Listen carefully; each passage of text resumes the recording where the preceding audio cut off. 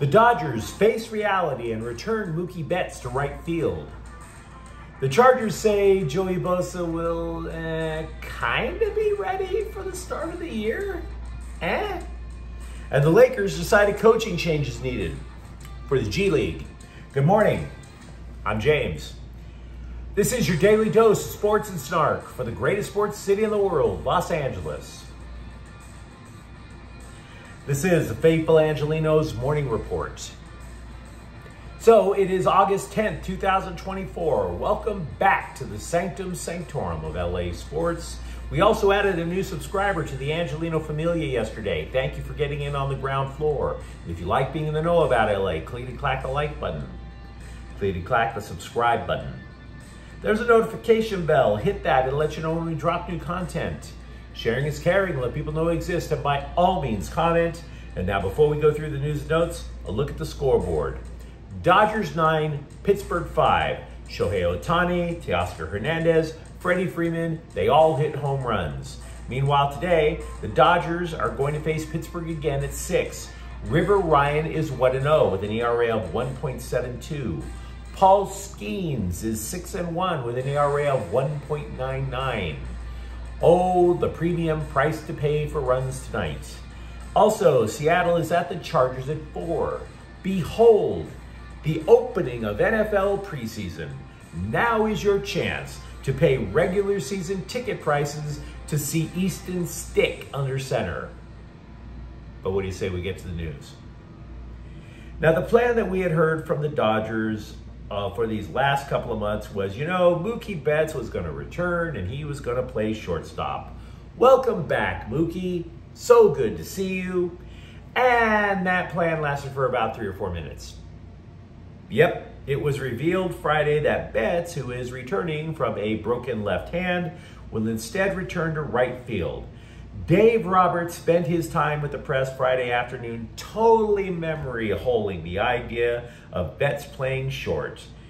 Kind of like the whole thing about COVID. Does anybody remember COVID? It didn't happen. And neither did Mookie Betts playing short. When you look at it from a pure what helps the team win standpoint, though, it's really hard to argue against Roberts. If you recall, the reason Betts was playing shortstop in the first place, Gavin Lux was originally supposed to be shortstop, but he couldn't make the throw from short to first. So Betts came in so that Lux could shift over to second. Now the result, Betts was still hitting at an elite level, but he was one of the league's worst defensive shortstops. Meanwhile, Betts won 6 gold gloves out in right field. He is less likely to get injured in the outfield as well. Look, you're just catching and throwing out there. If it's a double play grounder, you're sitting there looking up and somebody's running into you as fast as they can.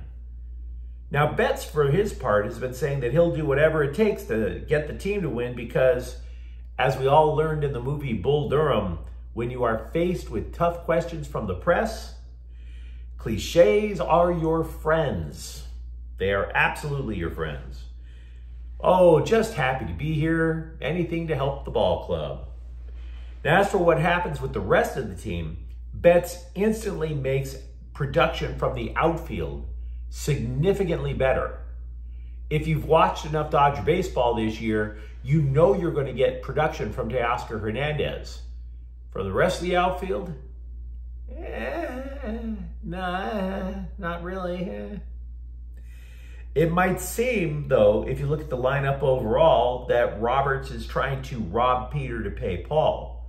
Of course you strengthen the outfield. Betts, Hernandez, and we would assume probably Tommy Edman when he returns from injury over in center. But you're looking at the shortstop position, and the Dodgers are flushed with randos, Nick Ahmed, maybe Edman, Ahmed Rosario, Miguel Rojas, or Chris Taylor when they get healthy. If you're sitting there thinking to yourself, Miguel Rojas is going to be the difference maker in the postseason, just saying. Just saying. Meanwhile, Walker Buehler is back in LA, and the expectation for him to officially rejoin the starting rotation is going to be during the 4-game series in Milwaukee next week. This is according to LA Daily News. Buehler's rehab starts were not particularly encouraging until his last one Thursday. He walked the first batter and then retired the next 13 consecutive hitters. Maybe it's possible Buehler was spending those first few starts continuing to tinker with his rebuilt windup. And then the Dodgers were like, we need you, and he let it rip. That's the ultra positive way of looking at it. We're just going to have to wait and see. As for rehab assignments, Max Muncy and Edmund are expected to begin their rehab assignments starting today at AAA Oklahoma City. You know, Joey Bosa has not practiced since he appeared to injure his left paw in a joint sesh with the Rams. And I'm saying paw because we don't know what was hurt. Was it the left wrist? Was it the hand? Was it the finger? Is it a sprain? Is it a break? Is it a hairline fracture? We have no idea. Jim Harbaugh was acting like it was no big deal. But then all of a sudden, he downgraded the guy, saying Bosa will, quote, likely be ready to go when the season starts, unquote. What? I mean, don't get me wrong. Nobody needed to see Joey Bosa out there tonight in a preseason game.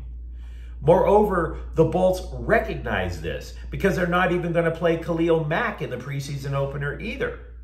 So don't have a problem with that. But Bosa has missed 31 games in his career due to injury already. He's had hamstring problems. He's had foot problems. He's had a groin injury. If there is even a slight ray of optimism to be had with this piece of news, it's that Joey Bosa is running out of body parts to damage. Now, to be fair, to be even-handed, the Chargers are quite deep at edge rusher. Even if Bosa sits the season opener, they should still get pressure on whoever plays quarterback for the Raiders. I agree with that. But to act like this isn't a thing is to turn a blind eye to reality. Joey Bosa constantly getting injured is a thing. And for Jim Harbaugh to sweep it under the rug, look, there was no reason to sweep it under the rug. Just say, look, he's got this. It'd be like the Rams.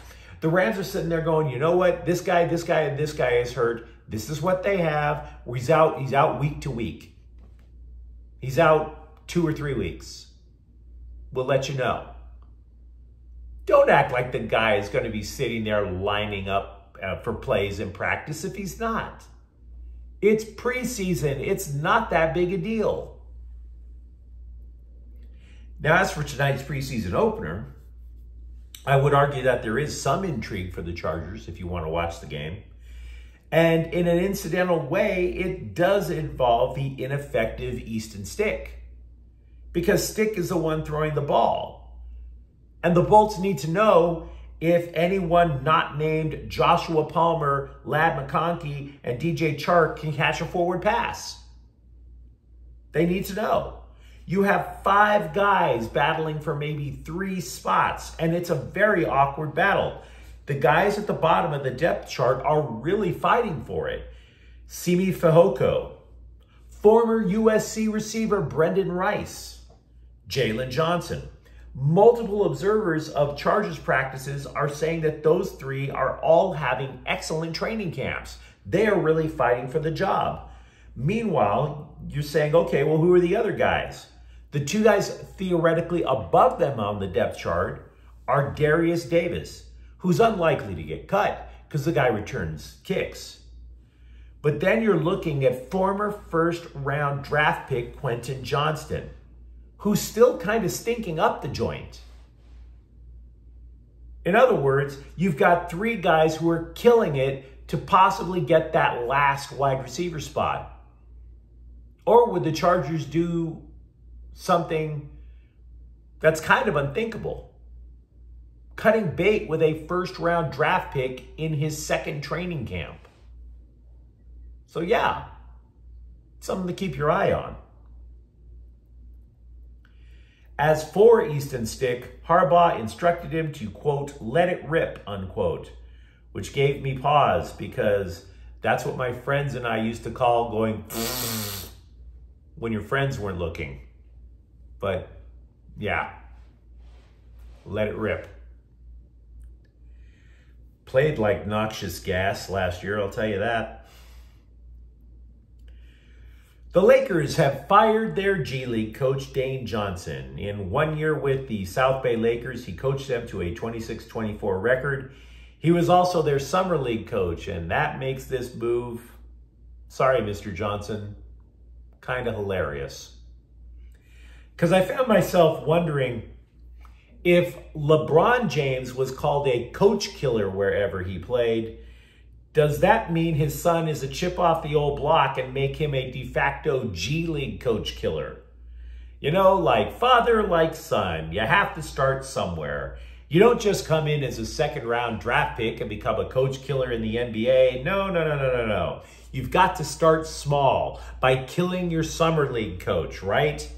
The G League, the Summer League, they all exist to learn the fundamentals, and that includes the fundamentals of coach killing. Keep in mind, you might think I'm being a little bit too harsh on Bronny James. Fair. Totally hear you. Fair.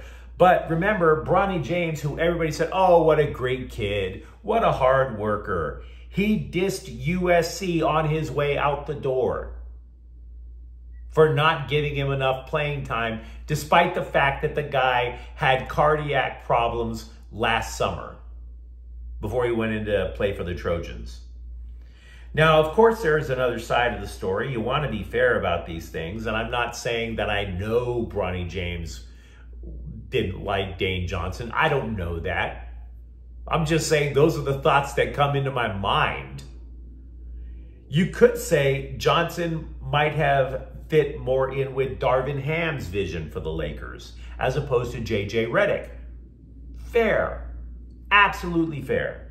You could also question if Johnson was actually developing players in the sense that 26-24 isn't that great of a G League record and that the Summer League team lost its first 5 games.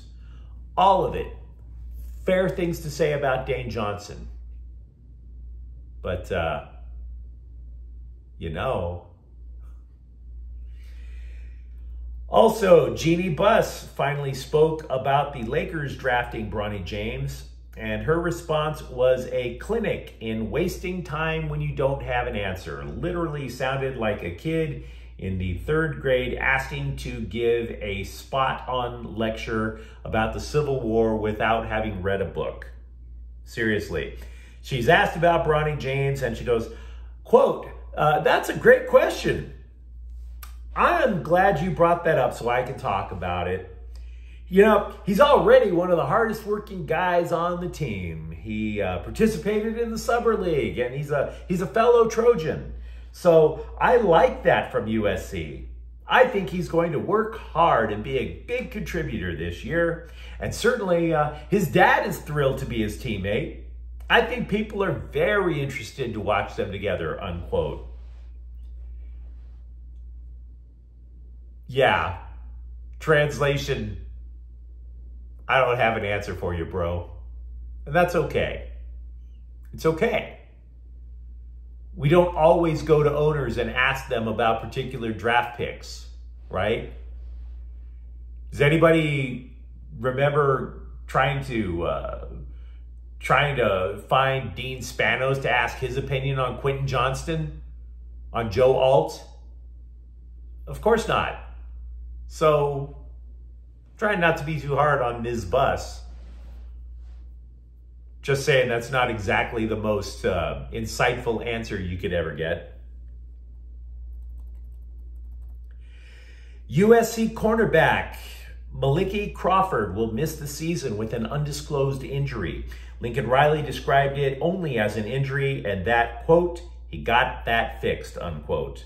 Now look, let's be real. The Trojans are extremely deep at defensive back. It was hard to imagine Crawford getting a substantial role. Also, LAFC will face San Jose in the round of 16 Thursday of Leagues Cup at BMO Field. You might have noticed, though, in Leagues Cup that LAFC has yet to play a single road match. I bring this up because while the Galaxy were playing up in Seattle a couple of days ago, there were fans complaining that the Galaxy had won their group and therefore, why are they on the road? And I hear you. If you're into Leagues Cup, if you are into Leagues Cup, that is a very fair question. But I don't give a damn about Leagues Cup. Love the Galaxy, don't give a damn about Leagues Cup. Now, honestly, had the Galaxy won the thing, I might have had a sense of joy for about 15 seconds.